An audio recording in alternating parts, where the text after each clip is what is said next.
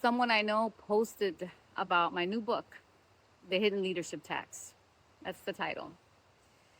And he posted that on Bluesky. He's a white man. He read the advanced copy of the book on his own.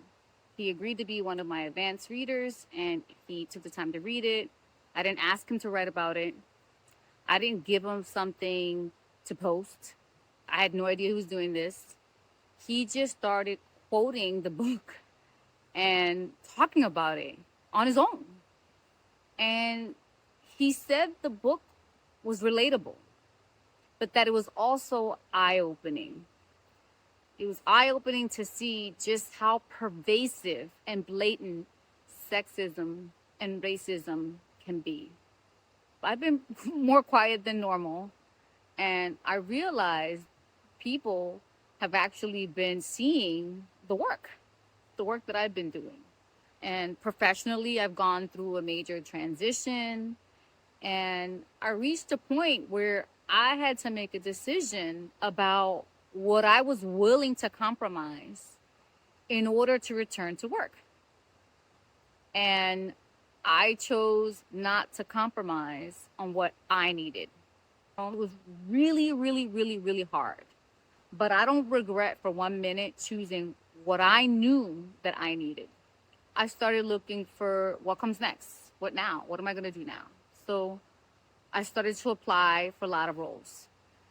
Obviously, LinkedIn was recommending roles, and I was looking at them. And I interviewed for a few roles, and I've had some really good conversations with people. And yes, some doors, they closed. And I've closed some of those doors because I can see an absorption role when that's part of the process. And some of those doors were closed for me. And I started to realize that it was less rejection and more protection. And I'd seen that quote once, and I was like, okay, so it's not rejection, it's protection. Interested in finding the right environment for the kind of work that I do. I went through this tremendous thing last year, and I made the decision to dissolve my side business because I realized that it was no longer sustainable for me. I just decided that was a big decision, and it was the right one at the time. And I had spent so much money, but there's something called the sunken costs. And I stepped away from relationships and situations that just became too extractive. And that has probably been one of the harder parts, professionally, personally, relationships that sometimes you realize that even if it's a relationship that a family or a friend member or business arrangement or even an opportunity that's taking from you way more than it's giving back. You have to step back and realize that. And I came to that point. And I got to the point where I'm no longer interested in maintaining something simply because I've already invested in it. And I want my work and my relationships to be reciprocal, right? I want them to be mutual, not transactional. And more than anything, I want them to be sustainable. And I want to be healthy. And that has changed the decisions that I make. And I also pulled way back from social media. I was like looking at it going, what am I doing here? I pulled back from a lot of things, and that was intentional. And I started looking at, what am I really going to do with the time that I have left on this earth? And I was trying to figure out, what my focus is going to be. And being out here in nature, it helps me to think. And I needed time to write, and I needed time to build. And that brings me to the book. My next book, my third book, the one I've been working on for a long time, and it's called The Hidden Leadership Tax. And I've been writing about that, and I've been rewriting, and I've been researching and building the framework for it. And I think that book has been inside of me for well over 25 years, little bits and pieces. And I've been working through the manuscript and getting all the production pieces together. Because 7 years ago, I wrote and published my first book, so I know how that works. And in 2024, I published as well my second book. And I was looking at this going, how do I get this book in the hands of the people that will need it? And then a Bluesky post reminded me of why I'm doing this. And because I know what it feels like to experience something and wonder if you're the only person seeing it. I know what it feels like to be dismissed.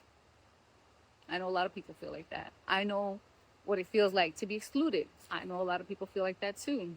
To question whether something happened because of you or whether there's something bigger happening in the system all around you. And the hidden leadership tax, it's about looking at that system, really evaluating that system. It's about what happens to historically excluded communities and cultures. HECC, as I call them, HECC, would have to spend their additional time and energy and emotional labor navigating systems that weren't designed with them in mind. And what does that cost for the person and for the organization?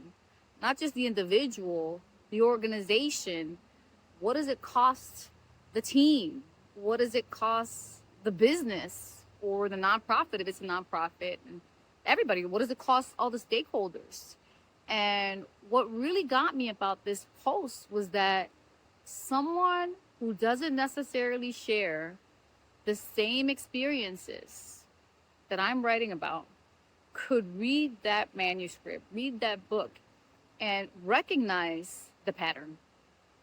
And that's important to me. That means a lot to me because you don't have to personally experience something like yourself to have belief in what people are telling you is happening. You don't have to be part of a historically excluded community to actually care about what exclusion does. You know, sometimes you just have to be willing to see it. And apparently, some people, they're seeing it. And I'm seeing it more and more, not just with my book, but in general, what's going on in the world. And I've been sitting here thinking, this is my calm place. This is the place I come to, that I need to come back. And I need to figure out what I'm going to say. And I need to get it, I thought, okay, do I need to get everything polished? And I was like, no, I don't need to get everything polished. I need to shed that belief. But here, someone was already talking about the work. And that was a good reminder for me. Like, I don't need to wait until everything is perfect. I can show up. I can show up just as I am. Like, that's where I've been. I've been rebuilding. I've been job hunting. I've been interviewing. I've been making difficult decisions. I'm making a lot of difficult decisions. I've dissolved the business. I've stepped away from things that were no longer serving me at all. And, those things were hard, but I stepped back from social media and I've been writing, as I said already. I'm repeating myself.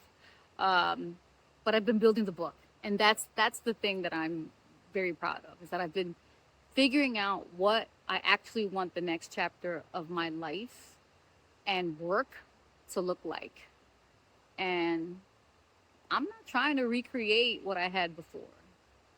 I'm paying attention to what worked and what didn't work, what's bueno and what's no bueno, and what costs me too much. And frankly, what's worth keeping, what's essential. And what needs to stay behind me. So yes, I've been quiet, or quieter than normal, like I said earlier. And apparently people been watching, even though I wasn't realizing it. So I thought it was time that you heard from me directly. And I'm still here. I'm still alive. I'm still building. And I'm ready. I'm ready to start sharing the work again. And this book, The Hidden Leadership Tax. I just want to thank you all for entertaining me if you got this far.